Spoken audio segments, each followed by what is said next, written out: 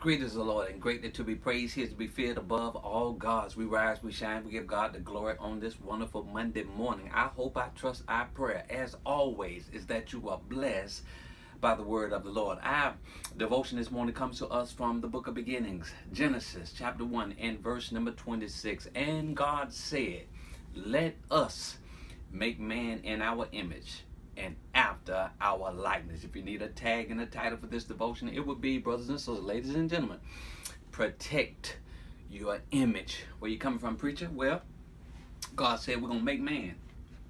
The Elohim is going to make man in his image. Hebrew word, salim. To cast a vision for man. To carve out an image of who and what man is. And that image will be reflective and projective of who and what God is. And of course, you and I know that God is glory. God is, in fact, glorious. He is full of glory. And so at our best, when we're walking in our purpose and our calling and in our gift, we are reflecting God's glory in our lives. But watch this, brothers and sisters, ladies and gentlemen. There was a tree in the midst of that garden. And if I had time to tell you that that tree was really the sign and the symbol of disobedience. Because all sin is really a dissent from God's will. All sin is disobedience from God's holy and his divine will. Satan was never after us just sinning. Yes, we are enticed. Yes, we are tempted. Yes, we are seduced. Yes, we are allured into sin, but Satan ain't after sin in our lives. Satan is really after the glory of God, because Satan has always been at war with the very glory of God. He can't stand God's glory.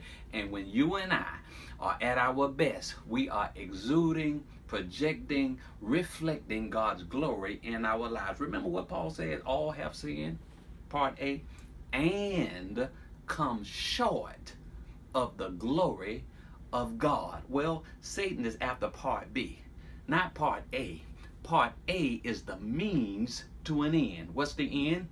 Coming short of God's glory. What's the means? Sinning. Sinning moves God's glory from our lives. And so Satan really is trying to get us to turn up, fornicate, adulterate, smoke, drink, party, you know, whatever the sin is. You name them. There's a laundry list of sins. But Satan ain't really after the sin. Satan is really after the glory. So brothers and sisters, ladies and gentlemen, when you come under demonic attack, it is because you are walking in your purpose, in your power, and in your calling. You must be exercising your gift, because Satan really don't have the motivation to attack you except you are glorifying God. Satan will not attack that which does not give God glory.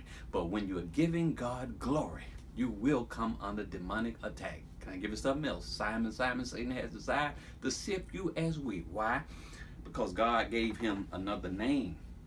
God gave him a divine assignment, and God had cast a vision for Peter's life. And so that came with a caveat, that came with a warning. Satan desires to sift you as wheat. And when you have a divine assignment, when you're walking in God's purpose and his calling, and when you are in your giftedness, you will come under demonic attack, because the end game is to remove God's glory from your life. But brothers and sisters, ladies and gentlemen, my encouragement to you, my admonishment to you on this glorious Monday morning is to protect your image.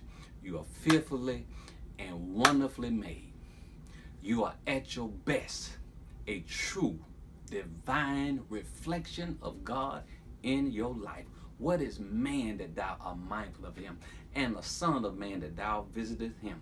Thou hast made him a little lower than the angels, and you have crowned him with glory and honor. And I'm telling you, it is that glory that Satan is after, but you're going to have to protect your image. Till the next time, God's good all the time, and all of the time, God is sure enough good. Be blessed.